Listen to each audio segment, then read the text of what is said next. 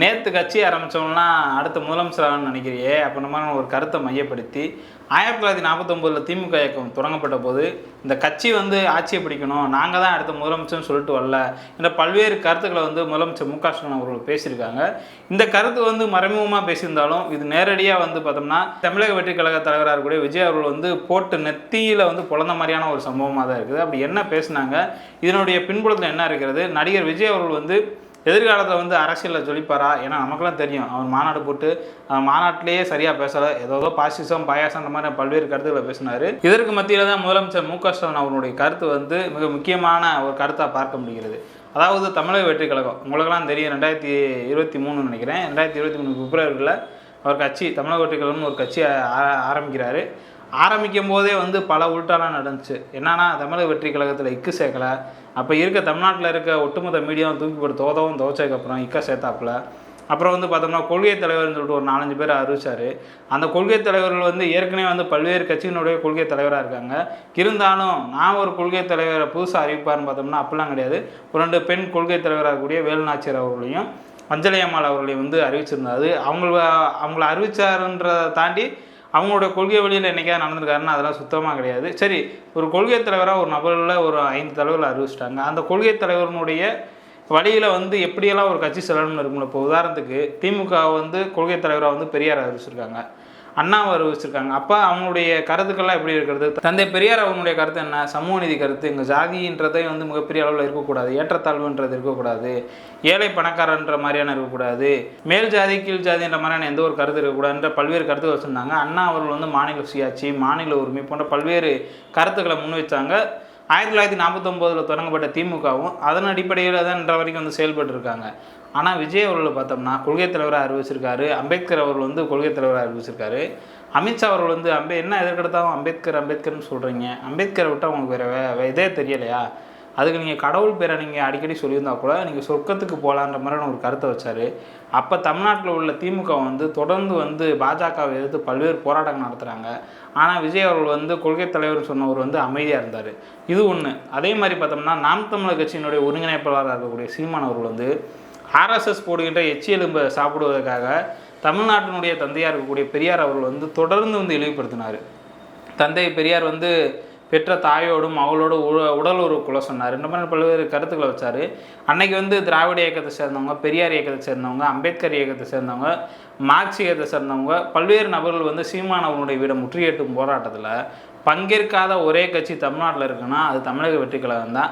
இது 2வது ஆப்பு. சீமானுக்கு மறைமுகமாக ஆதரவாக இருந்தார். ஒன்று பாஜகவுக்கு முன்னாடி, அடுத்து சீமானுக்கு 2வதாக இருக்கார். அதையும் தாண்டி பார்த்தோம்னா 3வது காமராஜர் அவர்களை மையப்படுத்தி கூட நம்ம சொல்ல முடியும். ஏன்னா தமிழ்நாட்டில் மும்மொழிக் கொள்கைன்ற ஒரு மொழிக் கொள்கையை கொண்டு தமிழ்நாட்டு மாணவர்களுடைய கல்வியவே கெடுக்கணும்னு சொல்லிட்டு பாசிச பாஜக நீங்கள் மும்மொழிக் கொள்கையை ஏற்றுக்கிட்டால் தான் உங்களுக்கான நிதி தருவோம்னு சொல்லிட்டு ஒரு கருத்தை வச்சாங்க.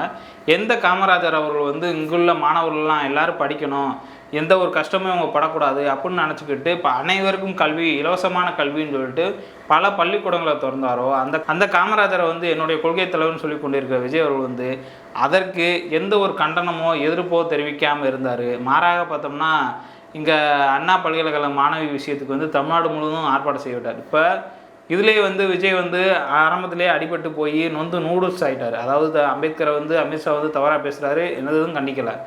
அதே மாதிரி தான் சீமான் அவர்கள் பெரியாரை இழிவுபடுத்தி பேசுகிறாரோ அதையும் கண்டிக்கிறல.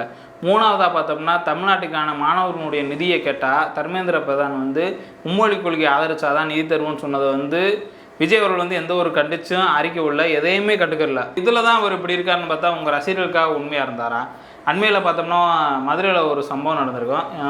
மிக முக்கியமான விஜய் அவர்களுடைய ஆரம்பகட்ட வளர்ச்சி, அதாவது பூவே உனக்காக. இப்போ நாங்களாம் ஆரம்பத்தில் விஜய் ரசிகராக இருந்திருக்கோம். இப்போ முன்னாடி பார்த்தோம்னா விஜய் என்ன படம் வரும்போதெல்லாம் பார்த்தோம்னா நாங்கள் கட் அவுட் வைப்போம், பேனர் வைப்போம், ஆடி பாடி கொண்டாடுவோம், 4 மணி ஷோக்கு போவோம், அந்த மாதிரி பல்வேறு கருத்துக்கள் வச்சுருப்போம். இந்த ரசிகர் மன்றத்தை மதுரையில் பார்த்தோம்னா மதுரையில் தான் அண்மையில் அஜித் பிறந்தநாள் வருது. அப்போது ரோட் ஷோ பண்ணார். அஜித் பிறந்தநாளுக்கு ஹேஷ்டேக்கில் ட்ரெண்ட் ஆகிறான்றக்காக, அதுக்கு எதிர்ப்பாக பண்ணணுன்றக்காக தமிழக வெற்றி கழகத்தின் சார்பாக இந்த மிகப்பெரிய ஒரு கூட்டத்தை ஏற்பாடு பண்ணி அந்த அஜித் பிறந்தநாளுக்கு ஆப்னட்டாக ஒன்று பண்ணிட்டு போயிட்டாங்க. சரி, இப்படி போயிட்டு கொடைக்கானல் ஷூட்டிங் போயிட்டு ஜனநாயக படத்துக்கு போயிட்டு வராரு. வரும்போது மதுரையினுடைய முன்னாள் மாவட்ட செயலாளர் இருக்கக்கூடிய அவங்க பேர் PV இன்பராஜ். அவங்களாம் ஆரம்ப கட்டத்தில் பூவே உனக்காகலேருந்து ரசிகர் மன்றம் ஆரம்பித்தவங்க. அவங்க கல்யாணம் கூட விஜய் அவர்கள் தான் நடத்தி வைக்கிறாரு. அவங்க பிள்ளைகளுக்கு வந்து பேர் விஜய் அவர்கள் தான் வைக்கிறாரு. இதனொட்டி பார்த்தோம்னா ஒரு சில சம்பவங்களை நான் சொல்லி நினைக்கிறேன். ஏன்னா மதுரையில் பார்த்தோம்னா ஒரு 5 டீம் இருப்பாங்க மொத்தம். தமிழக வெற்றி கழகம் இன்றைக்கி தான் தமிழக வெற்றி கழகம். இதற்கு முன்பாக விஜய் மக்கள் இயக்கம், முன்பாக பார்த்தோம்னா விஜய் நற்பணி மன்றம். விஜய் நற்பணி மன்ற காலகட்டத்தில் பார்த்தோம்னா மொத்தம் ஒரு 5 டீம் இருப்பாங்க. அந்த 5 டீம் யாருன்னா, ஒன்று வந்து விஜய் அன்பன் கல்லாணன்னு ஒருத்தவங்க இருப்பாங்க. அடுத்து பார்த்தோம்னா எஸ்ஆர் தங்கபாண்டியன், அப்புறம் முனிச்சாலையில் மகேஸ்வரன் ஒரு அண்ணன் இருப்பாங்க, அப்புறம் பிவி இன்பராஜ்னு இப்போ ஒரு அண்ணன் அவமதிக்கப்பட்டிருக்காரு இல்லையா, துப்பாக்கி தலையில் எடுத்து வச்சாங்களா, அவங்க ஒரு ஆள். அடுத்து இன்னொரு ஆள்னு பார்த்தோம்னா சிவானந்த சங்கர்னு சொல்லிட்டு மீனாட்சிபுரத்தில் ஒரு அண்ணன் இருப்பாங்க. இப்போ அவங்க 5 பேரில் வந்து டீம் பிரச்சனை வந்து மதுரையில் வந்து அதிகமாக இருக்கும். அப்படி இருக்கக்கூடிய சூழலை பார்த்தோம்னா நம்ம விஜய் அன்பன் கல்லாணனும் எஸ்ஆர் தங்கபாண்டி அவர்கள் வந்து என்ன பார்த்தோம்னா புஷி ஆனந்த் அவர்களோட டீமு. அதே மாதிரி எடுத்துக்கிட்டேன் பிவி இன்பராஜ், அப்புறம் நம்ம முனிச்சாலை மகேஸ்வரன் ஒரு அண்ணன் இருப்பாங்க. அவங்க வந்து யாருன்னு பார்த்தோம்னா எஸ்ஏசி அவங்களுடைய டீம். அதாவது அவர் பூவே வணக்கான்ற போன்ற படங்கள் முதல் படம் வெற்றி படம், அதுக்கு முன்பாக நாளைய திருப்பு முதல் படமாகவே அதே வந்துருச்சுன்னு வைங்கவே. அந்த மாதிரியான படங்கள்லேருந்தே வந்து இவங்க வந்து அவங்களுடைய ரசிகராக இருக்காங்க. ரசிகராக இருந்து பல்வேறு மன்றங்களை திறந்துக்கு இருக்காங்க. என்ன ஒரு காரணம்னா இவங்க கட்சியில் ஒரு கோஷ்டி பூசல் இருக்குது. புஷி ஆனந்த் டீமா, எஸ்எஸ்சி டீமா, இப்போது பார்த்தோம்னா ஆதவ் டீமா, புஷி ஆனந்த் டீமான்ற பல்வேறு கருத்து இருக்குது. இருந்தால் நம்ம ஏன் இந்த இடத்துல சொல்ல வரோம்னா, ஒரு ரசிகர் போய் முன்னாள் மாவட்ட செயலாளர் விஜய் அவர்களுக்கு நெருக்கமாக இருந்தவர், விஜய் தொட்டு தாலி எடுத்து கொடுத்து திருமணம் பண்ணவர், அவரை வந்து ஒரு தலையில் வந்து துப்பாக்கி வைக்கிறாங்கன்னா விஜய் அவர்கள்லாம் எந்த மாதிரியான ஒரு அரசியல் நிலைப்பாட்டு எடுப்பார்? வந்து உங்களுக்கு சார்ந்த உங்களுடைய மாவட்ட செயலாளர், முன்னாள் மாவட்ட செயலாளர் இருந்தவர், உங்களுக்காக பல்வேறு அஜித் ரசிகர்களோட சண்டை போட்டவர், பல்வேறு இடங்களில் வந்து கட் அவுட் பேனர்லாம் வச்சு கொண்டாடினவருக்கு ஒரு உரிய மரியாதை இல்லைன்னா நீங்கள் வந்து 2026 தேர்தலில் என்ன பண்ணுவீங்க? இந்த மாதிரியான பல்வேறு கருத்துக்கள் நம்ம பேசிட்டு போயிருந்தாலும் தமிழ்நாடு முதலமைச்சர் வந்து விஜய் அவர்கள் வந்து நெத்தியடி கொடுத்தது எந்த ஒரு தப்பும் இல்லை. ஏன்னா நான் இப்போ வந்து ஒரு பட்டியல் போட்டு வரிசையாக வந்துகிட்டே இருந்தேன். இன்னும் பல பட்டியலாம் போட முடியும். இந்த மாதிரியான பல்வேறு கருத்துக்களை மையப்படுத்தி இருக்கக்கூடிய ஒரு நபர் தான் விஜய் அவர்கள். இவர் வந்து நாளைக்கு வந்து நான் ஆட்சியை பிடிக்க போகிறேன், 2026 எனக்கு தான் சொல்லிட்டாரு. வந்து உங்களுக்கு வார்டு கவுன்சிலர் ஆக முடியுமா? நீங்களும் நாம் தமிழர் கட்சி ஒரே கேட்டகரி தான். உங்கள்கிட்ட என்ன மக்கள் மதிப்பு இருக்குது? என்னை போன்ற பல்வேறு நபர்கள் வந்து விஜய் ரசிகராக இருப்போம். ஆனால் ஓட்டு போடுவாங்களான்னு சொன்னால் யாருமே ஓட்டு போட மாட்டாங்க. ஏன்னா ஒரு ரசிகர், அவர் நடிக்கிறாரு, நாங்கள் ரசிகராக இருப்போம். அதை தாண்டி பார்த்தோம்னா அவருக்கான வாக்கு செலுத்தணும்னு எங்கள்லாம் எந்த ஒரு கட்டாயம்லாம் கிடையாது. அது மாதிரி தான் பல்வேறு நபர்கள் இருக்காங்க. இன்றைக்கி ஒரு கூட்டம் கூடுதுன்னா மதுரையிலேயே எடுத்துக்காங்க. இப்போ பல்வேறு இடங்கள்ல வந்து ஒரு கோவையாமுத்தூரில் வந்து ஒரு கூட்டம் கூடுதுன்னா அது ஒரு வகையான விஜய் அவர்கள் புதுசாக வராரு, அவரை பார்க்க போகிறோம். அப்போ பார்க்க போகும்போது ஒரு நல்லா இருக்குமே, அவர் எப்படி இருக்கார், அவர் ஹைட்டாக இருப்பாரா, சிவப்பாக இருப்பாரா, குட்டையாக இருப்பாரா, ஏதாவது பேசுவாரா, புது கருத்துக்கள் பேசுவாரா, மேலே ஒரு 4-5 தலைவர் கொள்கை தலைவர்னு சொல்லியிருக்காரு. உண்மையிலே இவருக்கு அவங்கள பற்றி ஏதாவது தெரியுமா, இல்லை யாராவது எழுதி கொடுத்தாங்களா? கோயம்புத்தூரில் உங்களுக்குலாம் தெரியும், ஸ்கிரிப்ட் பேப்பரில் மறந்து வந்துட்டார், அதனால் எதுவும் பேச முடியாமல் பாதியிலே போயிட்டார். அப்போ அந்த மாதிரியான பல்வேறு திங்கிங்கோட தான் பார்த்தோம்னா விஜய் ரசிகர்கள் வந்து அவரை பார்க்க வந்திருக்காங்க. இதனையெல்லாம் ஓட்டான மாறிடும் அப்படின்னு நினச்சாருன்னா விஜய் அவர்கள் மாதிரியான ஒரு முட்டாள் யார் இருக்க முடியாது. இவர் வந்து அதிமுகவுக்கு வந்து ஒரு தூண்டில் போடுறாரு. ஆனால் அந்த தூண்டிலை பாஜக வந்து பிடிங்கிட்டு போயிடுச்சு. இப்போ வந்து விஜய் அவர்கள் வந்து தனித்து விடப்பட்டிருக்கார்.